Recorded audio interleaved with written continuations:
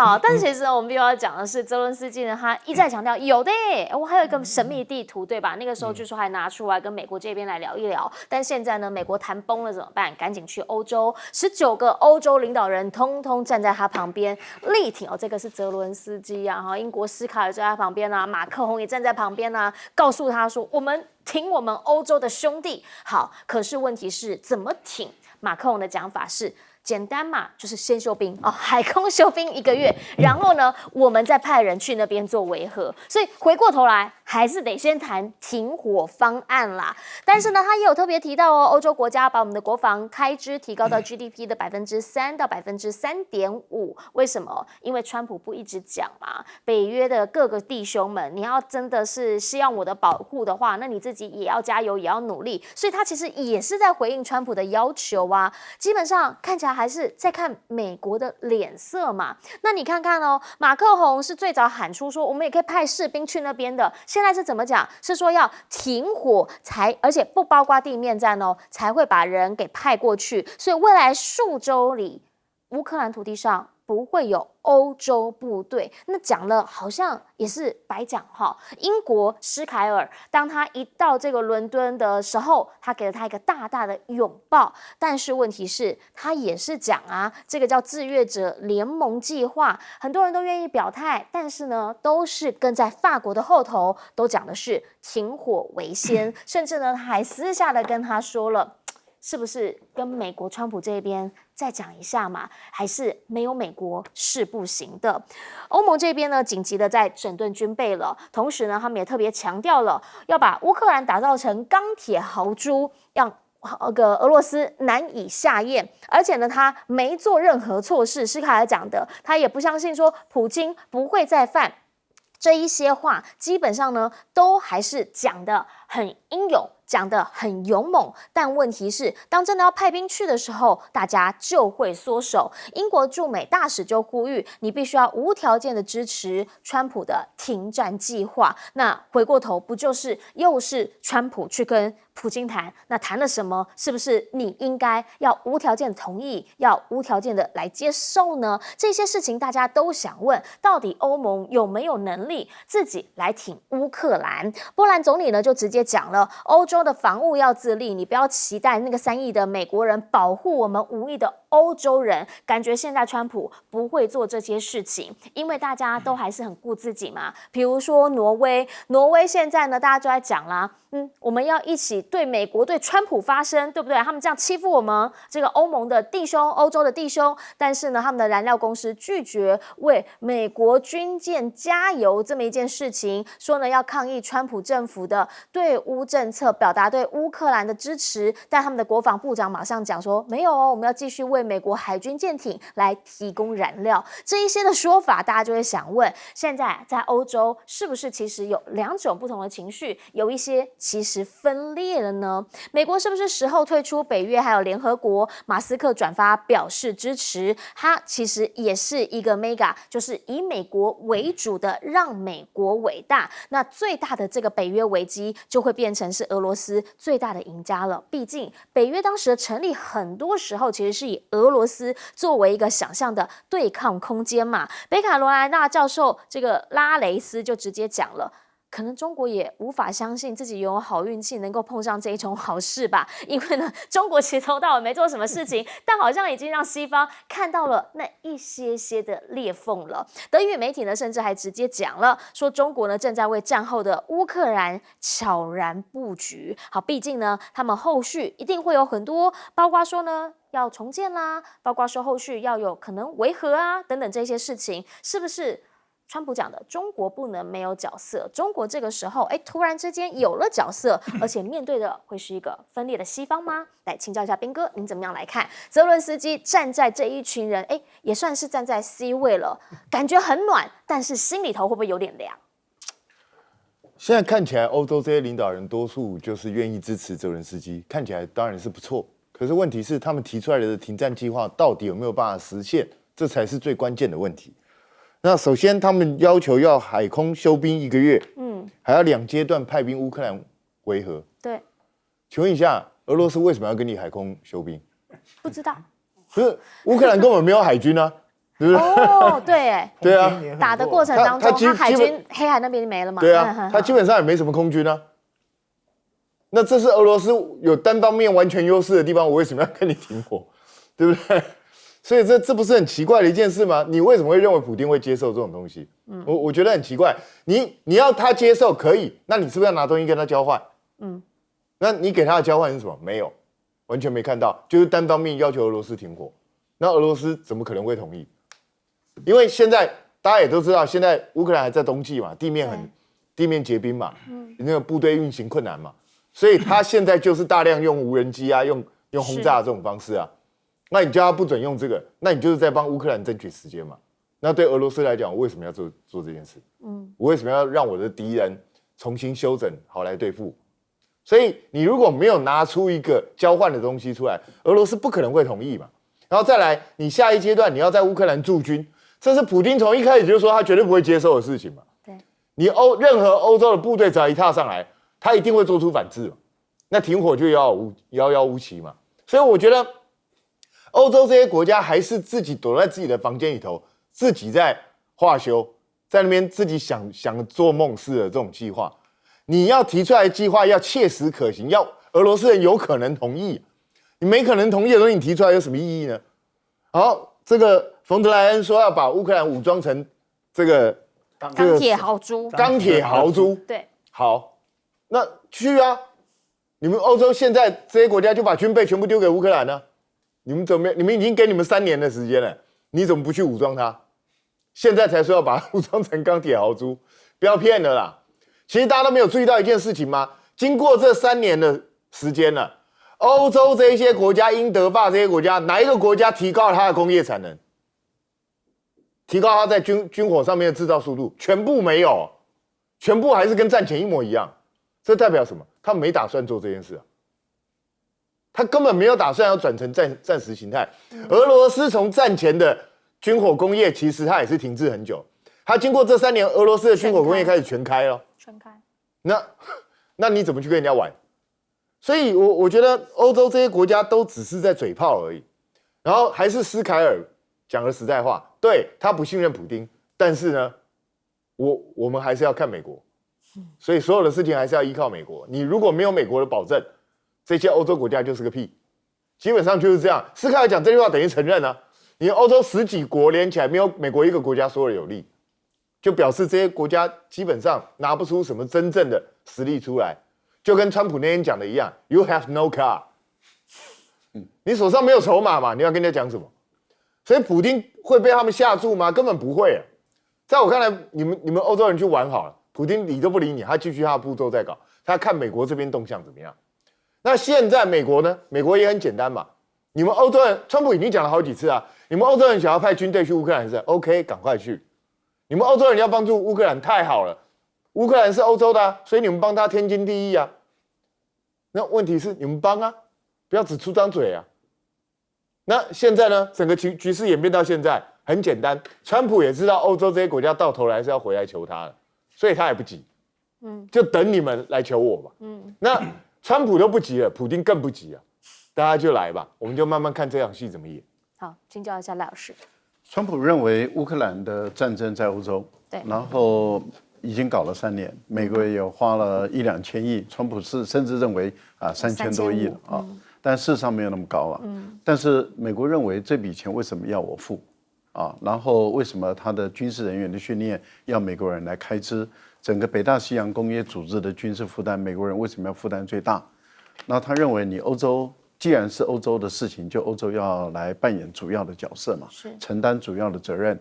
那如果你欧盟很愿意，或是你欧盟加英国，你们很愿意来负责，那对美国人来讲就是乐观其成，那就请便。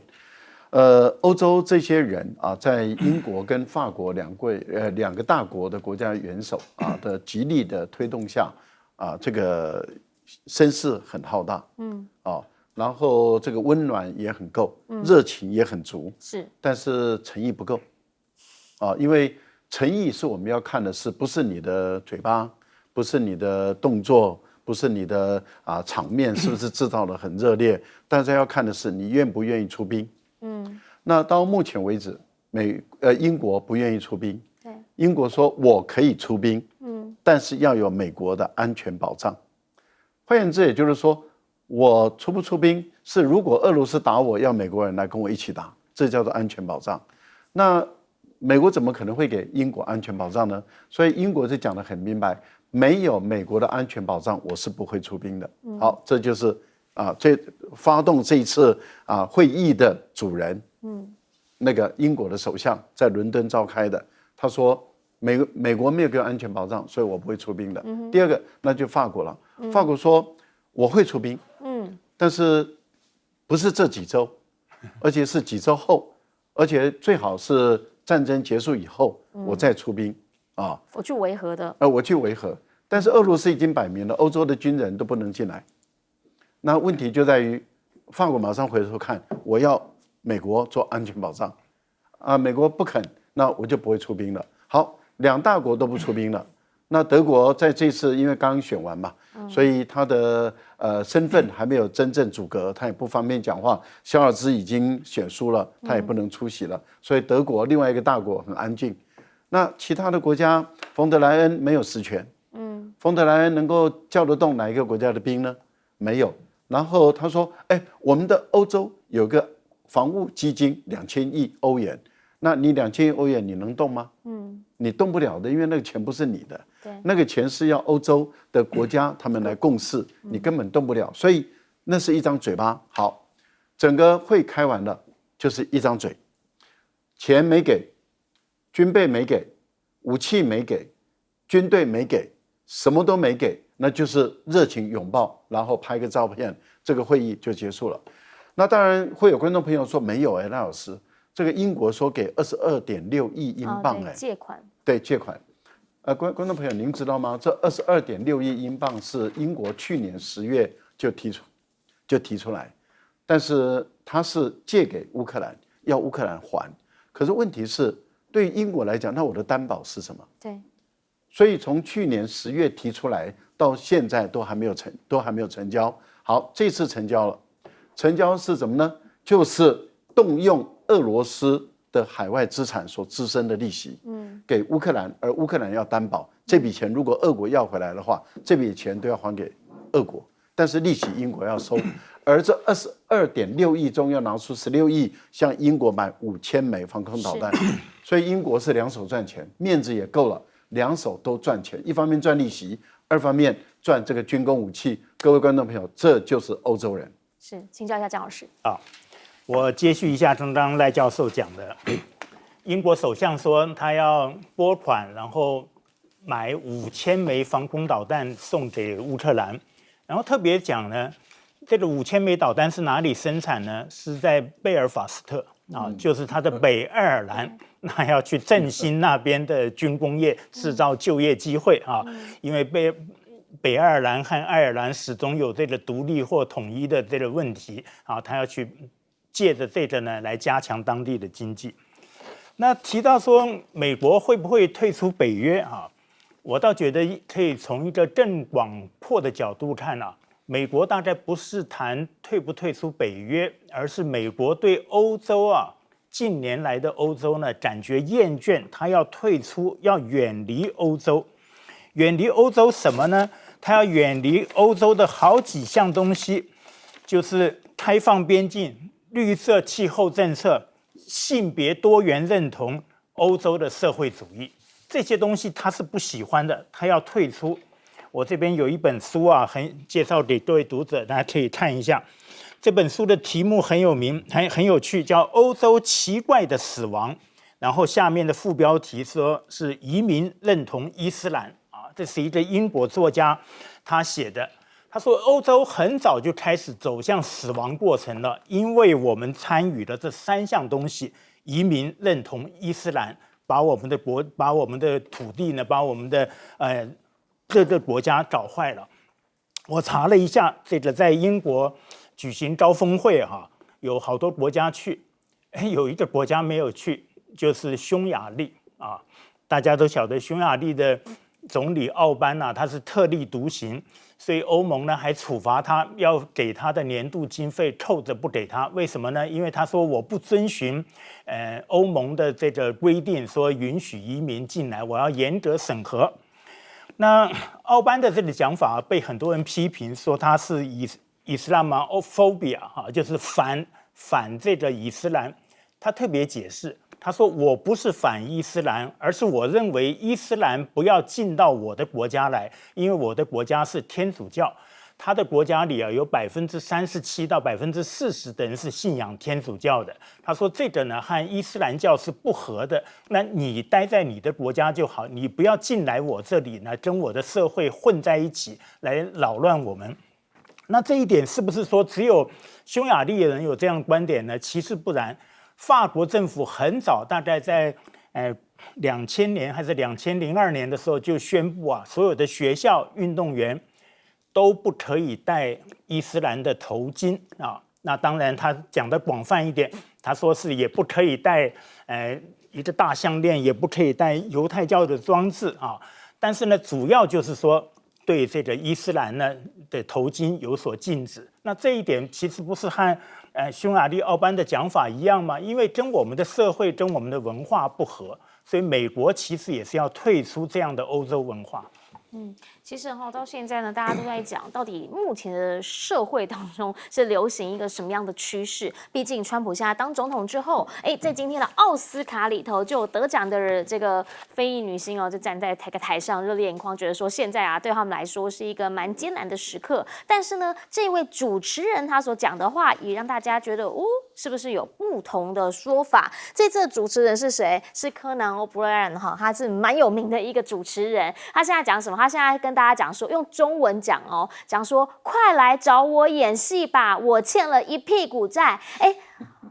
在奥斯卡，美国的那个影像的殿堂，最高殿堂奥斯卡，主持人突然用中文讲说我欠了一屁股债，快来找我演戏吧，这是不是一个蛮妙的互动？当然台下呢有一些人觉得好笑，但是呢有一些人他理解这个是对中国市场的重视还有示好。毕竟现在呢在中国跟美国之间就是一个科技战，还有贸易战、关税战的升级。科技这个部分 ，DeepSeek 现在首度来披露他们的营运数据，发现了成本利润是达到545%，怎么算的他是说，如果你租用这个辉达 H800 的晶片的话，费用是每小时$2，然后每天的成本会是这样，那每天模型的收入会是这样，算下来之后呢，年收入可以高达$2亿。但集团这边有讲说，可能没那么多啦，因为你还有一些研发费用你必须要算进去。但不管怎么说，现在呢，这个 DeepSeek 横空出世之后，有可能会影响到未来美中的 AI 战。而川普呢，现在要对中国全面禁售 AI 晶片，就是怕在 AI 的这个市场上，这个趋势势头上面输了中方。可是这一禁，台积电 ADR 呢就开始跌啦辉达现在也可能会因为这样而减少了$60亿的营收，会不会到最后想要打 DeepSeek 打到了自己人？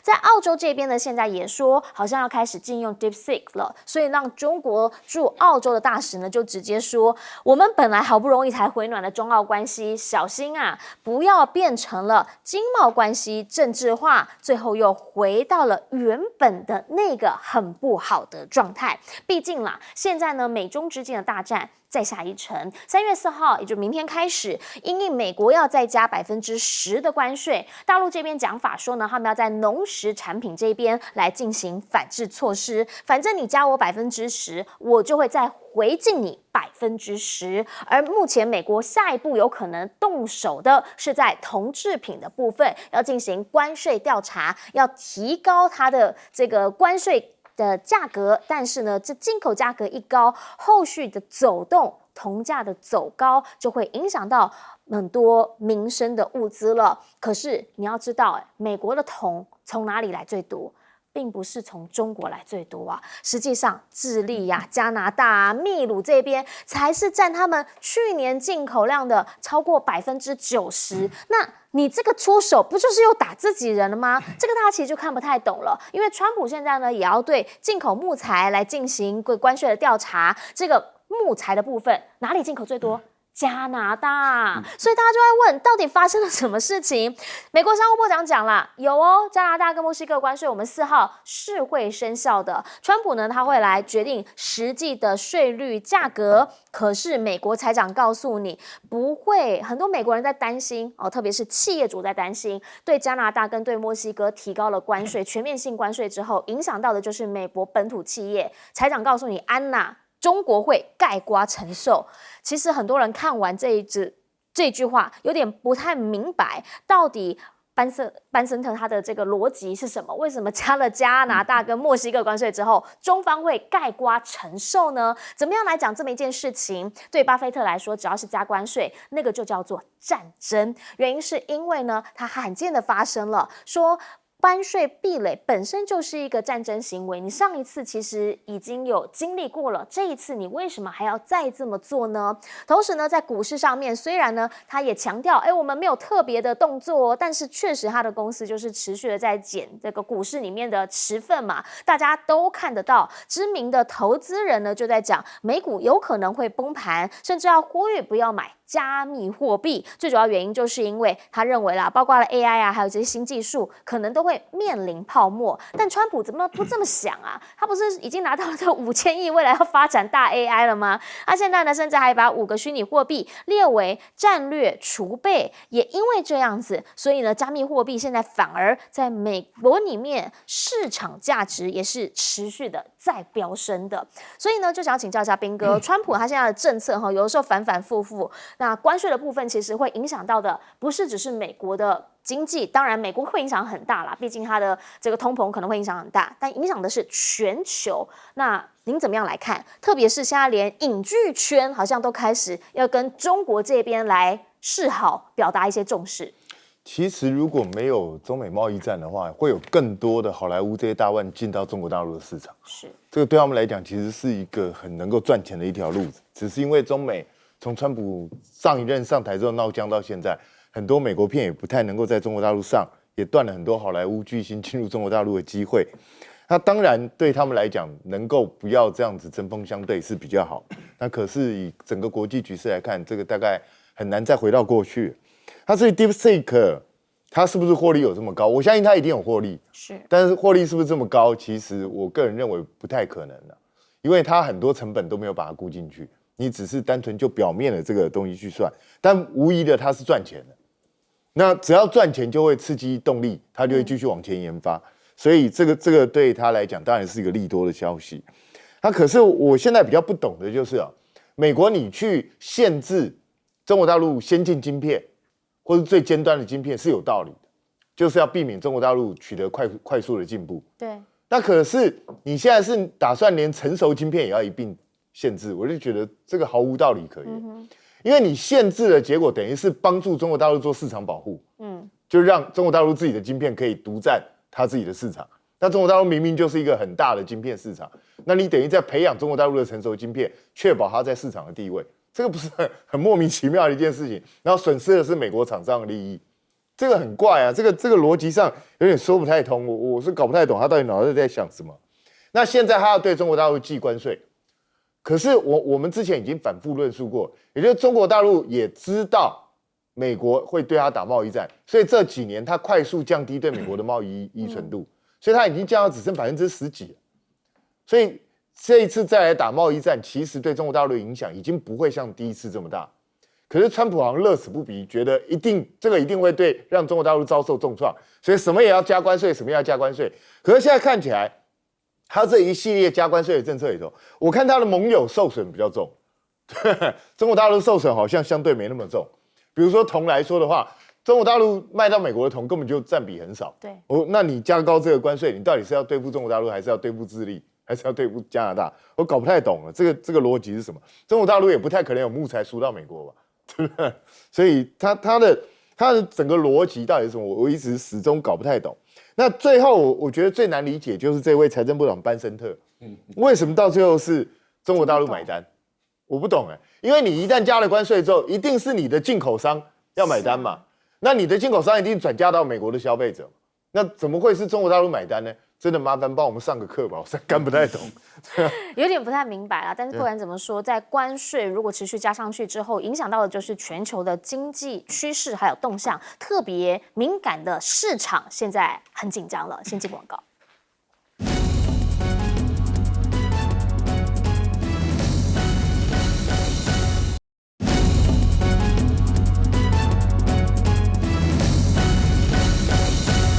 好，我们讲到在市场上反应是很敏感的，但现在川普好像蛮执意要打关税战，请教赖老师。川普的关税战到底是只针对中国大陆，然后要他的盟国跟他站队去攻打中国大陆，到底是这个意思还是不是？我想川普自己也没有很明确啊。例如说，之前我们看到啊，这个加拿大就已经有率先宣布说，他要对中国大陆的钢铝也要加税，然后希望争取这个川普对他的豁免啊。但是似乎川普还是说明天我就要开始加税了，3月4号，但是加多少又有点松动了。但是他又很明确的要求墨西哥对中国大陆加关税，对，这又很明确，说你如果对中国大陆加关税，我就对你豁免。是，那这个部分里面，我们看到墨西哥也是左右为难啊，好像你就是说要逼着我去跟中国大陆在贸易上产生关税战，然后这样的一个方式，你真的会对我豁免吗？可是又没有像要豁免的样子。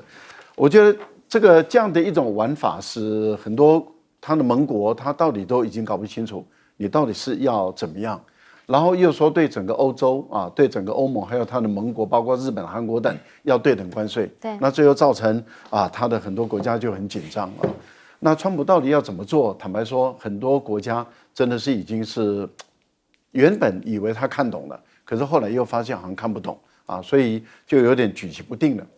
但是大陆这个巨大的市场是你无可去忽略的啊，例如说，您刚刚一开始就有提到好莱坞，因为中国大陆的电影市场已经超过好莱坞的就是美国的电影市场了。那所以你看，一个哪吒，他可以投下4、5亿人民币啊。我们在台湾现在谁能够拍一个片子投下10几个亿的台币，说我去拍一个片子，我们没有人敢做这么大的冒险。而大陆的市场够大，所以他们现在可以大卡司、大投资、大高级技术，然后做出一个在国际间能够流通的影片，这就是大陆的优势嘛。对于好莱坞来讲，他们当然觉得中国大陆的这么巨大的市场已经比我美国的电影市场还大了，我怎么不进军呢？可是问题就是目前两国之间的这种关系很难。澳大利亚的问题是这样子，我觉得澳大利亚又在犯华为的错误了。当时中澳之间的贸易会起来，就是因为澳大利亚先进华为，中国大陆已经提醒他说你不可以这样做，你把政治力介入了。现在澳大利亚又开始进 DSIC， 大使大陆驻澳大利亚大使已经提醒了，再这样下去的话又是政治问题了。是，我觉得澳大利亚重复的犯错，这个国家真的是有问题。我们先进广告，等等回来要请姜老师帮我们总结。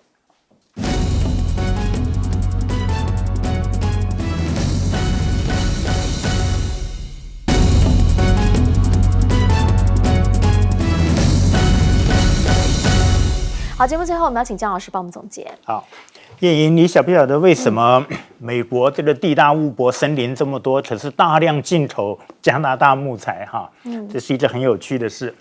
2017年在川普第一任的时候，他就对加拿大进口木材呢加了14.5%的关税啊，额外关税。那现在要再加，为什么加拿大的木材会进到美国，而美国自己也有森林啊？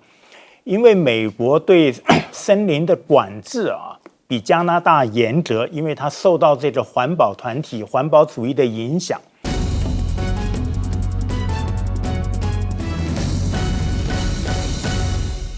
大家午安，我是陈燕莹，欢迎来到新闻大白话。接下来这1小时国内外大小事，要用您听懂的话说给您听。现在介绍这1小时来宾，首先要介绍的是国际政治专家赖岳谦老师，主持人好，观众朋友大家好，还有资深媒体人谢海滨，主持人好，大家好，以及时事评论员江宝珍。叶莹好，大家好。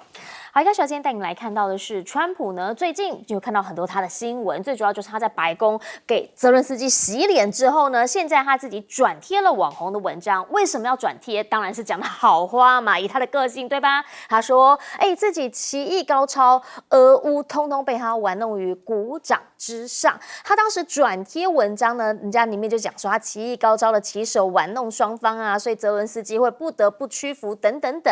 好，可是呢，线下最重点是过的。已经过了，接下来要怎么收尾？对于美国也才能够有比较好的状态。美国的国安顾问、众议院议长通通跳出来跟乌克兰讲：第一，该签的还是要签；第二，换一个新的可以打交道的人来吧。泽伦斯基现在已经没有办法遵守美国的指示了，换一个能跟我们对话的来。好，对于泽伦斯基为什么这一次会这样子当面的被洗脸，在全球媒体面前有一个数字提供给您，你就会知道说，哦，这可能一点都不奇怪。CNN 呢说，盖洛普3年来有针对共和党。强调共和党川普的共和党党员，他们呢当时3年前说希望战争尽快结束，那个时候大概只有40%的支持，结果呢到去年底已经有74%的支持，就是战争结束，让俄罗斯保有它的占领土地，也就是当场这个停战线就停在那边，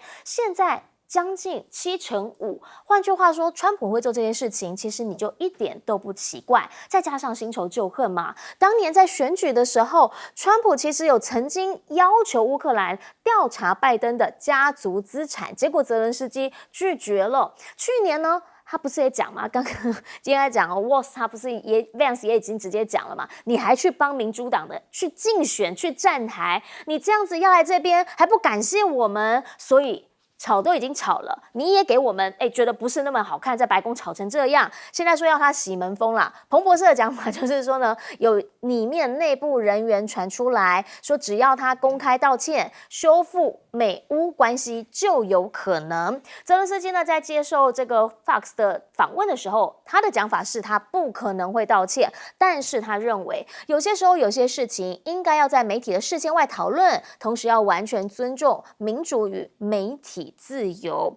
换句话说，那个时候为什么要全程直播？这个是川普要求的嘛？那如果已经都在直播了，还要给他签那个上帝乳权的矿产条约，然后泽伦斯基还怂了，还退缩了，还让川普予取予求了，他也回不去乌克兰啊。所以呢，态度上头要他穿西装，他当然也不要维持他一贯的简单军事风格，这一些都是不如川普意。现在即便吵成这样，时势就是不如人强，所以传出了泽伦斯基还是想要跟美国签这个稀土矿协议，但是呢，心里头很过不去，因为转到了伦敦，虽然接受了很温暖的待遇，但是临去之前，有很多的记者呢就跟他问话，想要问问他现在跟欧盟这一些民主伙伴们开会啊，感觉怎么样？忽然之间他不讲英文了，他在白宫不都讲英文吗？为什么会突然在这个时候只说乌克兰语不说英文了？到底跟当时白宫的这些心情变化是不是也有关系呢？事发之后呢，美国国务卿 Rubio 他在接受访问的时候讲法是，他们都没有跟乌克兰联络，但是泽伦斯基的讲法是希望啦这一切在公开场合进行，留给历史来判断。而且呢，他现在是再次的感谢美国，因为里面 fans 不是说他都不感谢嘛，所以现在一再的感谢美国，但是也暗示坚持不割让土地的底线，要用外交手段来寻求和平。换句话说，他也不能全退，也不能全让。好啦。可是他有认清事实吗？网络上面就有很多这个 AI 做成的，必须强调这是 AI 所做成的影片。你看，就是很生气，然后气到把川普这样直接给打倒。那很多乌克兰人看了整个可能会很觉得说很解气。那又或者呢是打到这个川普哭出来。这一些画面哈，当然我们必须要讲暴力不好哦哈，再次强调这个是 AI 暴力不好哦。但是乌克兰人其实在这一局真的心里头五味杂陈，因为现在在前线来说，克里姆林宫俄罗斯方看起来是什么？我要看到另一个 AI 的制图是什么？是电视上在播这个川泽会，然后呢，看到普京在旁边吃爆米花，笑得很开心。他们说啦，美国的新政府要改变所有的外交政策布局，很大方向跟我们的愿景是一致的。前线上头再次的在东部、在南部这边持续轰炸。那天看到了这个持续的连医院它都有在进攻，要占领整个东部顿内刺客州，这一些跟2月相比，虽然说呢已经有少了一些的进攻强度，也把了大概20万的军呢先调回去准备一下，但问题是它并没有停歇下来。然后眼前乌克兰这边有可能当美国不给他们军援的时候，他就走不下去了。所以想要请教一下彬哥，您怎么样来看川普对于他自己的这一些作为？即便说呢在白宫里面吵成这样很少见，但他很认同这个网红说的，是我棋艺高超啊，我把俄乌都玩弄于股掌之间。川普这个棋艺有高超吗？我是不觉得啦。对啊，其实搞得很难看。但是问题是，川普有一个优势就是什么？因为现在面临危机存亡的不是美国，是乌克兰。对，所以他本身立于不败之地。也就是你泽连斯基不要谈判，你要跟我吵架的事，那你回去自己解决啊。他只要讲出这句话，泽连斯基就没辙了。就这么简单。美国现在已经开始做了，已经国务院已经下令不支援他的电网了，其他东西陆陆续续也开始抽啊，军援也停了。那就要看欧洲这些国家是不是愿意在适时挺身而出扛起来。可是你看欧洲这些国家也马上紧急开会了，找了一大堆国家来开会，开会完的结论是什么？结论是我们会提出一个停战计划，可是呢，到最后还是要透过白宫。对，那结果还不是一样，对不对？所以美国才是最关键的那个人嘛。那川普就站在这个位置上嘛，他也看准了这一点，所以你泽连斯基再怎么做也是白搭嘛。那泽连斯基为什么要在椭圆办公室翻脸？因为他不得不翻脸嘛。因为如果他就闷头进去，就签了这个矿产协议，他回去大概就准备被人家干掉。所以在这种状况下，他只好演这一出。可是演这一出，他自己心里头也很明白，欧洲这一些国家表面上挺，但都出张嘴，真正有力量的还是美国。所以他不得不回头来求美国。可是他又咽不下这一口气。你要知道，他在白宫吵这一架之后，他之前本来民调不是第一名吗？他现在民调已经暴增到65%。哦，回来了。对啊，因为正常嘛，就是你是乌克兰人，你也会觉得说泽连斯基干得好，至少没有让我们乌克兰人丢面子。可是问题是，然后呢？然后怎么解决这个问题？然后当你断电、没水、没粮、没弹药，那请问一下这场仗怎么打？没有办法打嘛。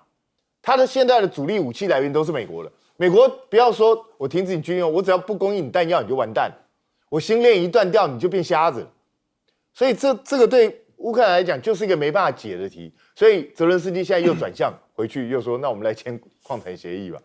但是问题是，你重新要再回来，抱歉，对川普这种人来说，那你面子就要给足哦。你如果不把整个该有的低姿态全部做出来的话，川普不会理你的。那问题是，泽连斯基如果做下去，他的民族英雄马上又要变成狗熊。那他怎么办？所以他现在也是骑虎难下。但是我个人是认为，这个局到最后还是要泽连斯基自己来解。你看美国的讲法已经非常简单了，他们现在在干什么？他现在在查泽连斯基的账，看你有没有问题。然后呢，他们已经好几次放话，是不是应该换个领导人？对，所以什么意思？就是我给你的时间是有限的哦。如果你再不回来跟我谈的话，那搞不好你就不用回来了，我换另外一个人来谈。那到那个局面，恐怕泽连斯基就更糟了。所以不管是为乌克兰或者为泽连斯基自己，他必须要去考量到他下一步要怎么走，而且要赶快做决定，不然迟了可能就来不及了。那在这一场中，不管那个 AI 怎么做，不管你认为谁胜谁败，我认为唯一赢的人是谁？你知道？是普丁。吃爆米花的那个。对啊，普丁爽死啊，对不对？他什么事也没干，就看到西方分裂成这个样子，对不对？然后欧洲这些国家一个一个显示出，哎，他们除了出张嘴之外，手底下根本都不行，也没有人真的敢做什么事情。那川普现在又摆明了，他不想再继续这场战争，因为美国内部民调也显示啊，大部分人已经想结束这场战争，不想再玩下去。所以现在看起来是普丁一个，他几乎是大获全胜的一个状态。所以他现在在干什么？你知道？他现在把攻势放缓，因为我尽量不要让我的人再牺牲啊。只要我能够减少损失，就尽量减少。然后，但是我的压力还是持续给你。然后我看你们这边慢慢去谈嘛，我就不断的给你前线 push 压力，我看你乌克兰怎么回应我这个东西。所以我觉得这个对乌克兰来讲就是内外交迫，所以泽伦斯基时间不等人，赶快做决定。确实哈，你看哈尔科夫他现在是照轰嘛哈，对那医院也轰嘛，然后东南这边的所以战线持续的打嘛，顿内茨克还是要拿下来嘛，可是前线的部分好像没有打得那么用力了。来请教一下老师，俄国在乌克兰东部的军事行动没有停歇继续在推进中，也继续在进行中。乌克兰的武器弹药如果开始停止补给或是供应或者是已经开始缺弹药、缺枪、缺炮。然后甚至缺无人机，或者是缺星链的时候，乌克兰的这条战线要能够守得住，就会越来越困难了啊。那相当有可能也会兵败如山倒。特别重要是，如果薪饷发不出来那乌克兰的前线军人拿不到薪水，他没办法让他的太太小孩在家里能够生活无虑的话，他们会更无心恋战，会离开啊。这样的一个情形对乌克兰来说已经到了生死存亡之秋了。在这样的一个生死存亡之秋的一个国家的领导人，他到美国去，而且这个本来川普是没有要见他的，我们都知道是马克龙当说客说服了川普，所以川普因为泽连斯基2次拒绝嘛，所以对美国的川普来讲是已经很恼怒了，因为第一次拒绝就是财政部部长到基辅，本来说要签的，后来没签。后来他说他需要把这个文本好好的来看一看，然后接着就说那要不就是在慕尼黑安全会议跟范斯签，结果呢到了慕尼黑安全会也没签嘛那没签，所以对美国人对川普来讲的话是你2次爽约，那最后一次是马克龙来当说客了，那你要来就是要来签约了，所以对于川普来讲，他认为这只是一个行礼如仪的一个程序罢了。他也按照礼仪的接触的方式，你看川普先到这个台阶前去等候，然后这个泽连斯基到了，他也把他迎接进来，那彼此之间还是有谈话，然后进入这个会客室做签到的时候，那历史因为那个是一个仪式嘛，然后川普也在旁边就跟他开个有说有笑啦，对，有说有笑，还跟他开个玩笑说你这签得很帅这样的等等的，然后就进入会场。进入会场全程的给记者拍，就是对川普来讲，这只是一个仪式而已。所以公开的对话完了以后，然后就进入这个签约式了因为他们还已经部署好这个签约仪式。川普跟泽连斯基当见证人，由财政部部长跟他们的副总理兼财长那位女性，他们签完约，那这样子就完成了协议。结果呢，谁也没料到，在会议中竟然爆发这种激烈的冲突这种激烈的争吵，那目前来讲，在美国有人认为是川普设计的，有人认为是万斯设计的，可是还是有人认为不合理因为看起来川普是整个好像以为就是只是把形式走完而已，那他就能够拿到矿产了。这个矿产已经从5000亿变成1万了，1万亿了，1兆了美元了，所以对川普来讲应该只是完成。然后怎么会变成这样的一个结果呢？所以各种阴谋论都出来了。那会不会是泽连斯基他认为他这个约签不下去了？但是他又想要有机会能够跟川普来对话，然后来跟他诉说他的苦、他的难，然后他的苦，乌克兰的命运跟美国有关。可是对川普来讲的话，这不是我造成的，是拜登是拜登跟你你怎么把账算到我身上？可是对泽连斯基来讲的话，都是美国所以我觉得认知差异上事实上是有冲突有矛盾的。好，但是不管如何不欢而散了。不欢而散，我们看到泽连斯基的民调上来，对，那泽连斯基也摆明了说今年乌克兰要改选，对，然后他要竞选连任，而且他说那个要让他不要选举很困难，所以他的意思就是他一定会选举。那目前他的民调很高，已经破65%，所以有人就怀疑说这是不是泽连斯基在玩民粹主义的一招？可是如果是如此的话，我倒觉得这有危险了。为什么？您看看在德国的选举的时候，川普跟马斯克介入了德国的选举，而他们支持极右翼的政党，极右翼的政党在德国这样的一个国家都增长了1倍。你想，如果在乌克兰的总统大选的时候，川普跟他的团队说谁支持泽连斯基，美国从此以后撤出。那乌克兰人可能就会很务实的去想没有美国支持下的乌克兰这场战能不能打？到底美国因素之后会影响有多少？对，所以我个人认为，泽连斯基的算盘不见得打得准哦。是，好，请教一下江宝珍老师。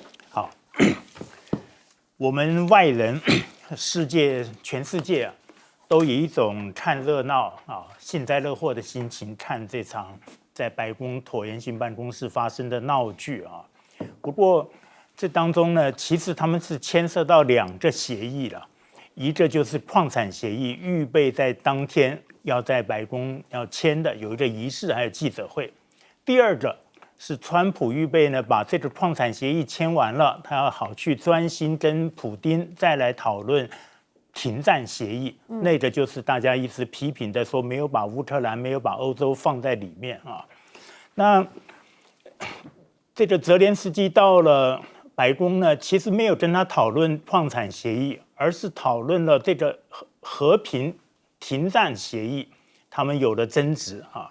那川普的立场啊，其实他是说，我不希望跟俄国破局，所以我不能讲普丁的坏话。他说，这我一生都在做这种交易，我懂得这一点。他还做了一点装腔作势的表演，说我不能先把他骂一顿，然后再拿起电话说，喂，普丁，我要来跟你谈和平协议。所以从这个观点看啊，其实我是比较认为川普的观点没有川普的立场啊没有错的。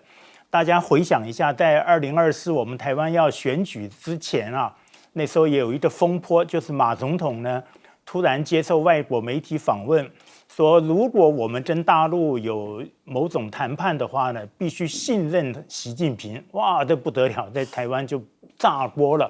然后呢，又说，这一点呢，可能给国民党呢失去了多少%的选票。不过，真的回想一下，其实你说要信任习近平，跟美国说要信任普丁，因为川普一再讲说我跟他有信任，他不会对我有违约啊。那这个立场其实是一样的。如果必须谈判，那这个信任呢，当然得有。如果没有的话，那你怎么谈判呢？怎么上谈判桌？说你上桌之后我就不信任你，那何必在谈判桌呢？所以这点其实是没有错的。第二点，谈到他这个矿产协议哈，稀土协议，这是从去年泽伦斯基提出的一个反攻胜利计划里面的一部分，他欢迎全世界呢去他的国家投资开矿啊，说这边也很不错。但是彭博社啊 Bloomberg 最近就做了一个专题，而且用讽刺的语言说，乌克兰哪里有稀土，只有被战争烧完之后的焦土啊！说你怎么会有这样呢？那后来在这个网上啊，在 YouTube 上也有人专门去访问乌克兰基辅的一个大学校长，他曾经做过政府的经济和农产部长，他承认，他说我们其实不知道到底有多少的稀土。那这个是我们为什么会这么讲？是根据苏联当时的调查，而他又补了一句：苏联调查通常都很准确，所以呢，我们认为大概会有啊，所以这是一个有趣的讲法。所以就变成反而俄罗斯人他们会比较了解到底有或没有，这奇怪了啊。但是呢，Soviet Union 对。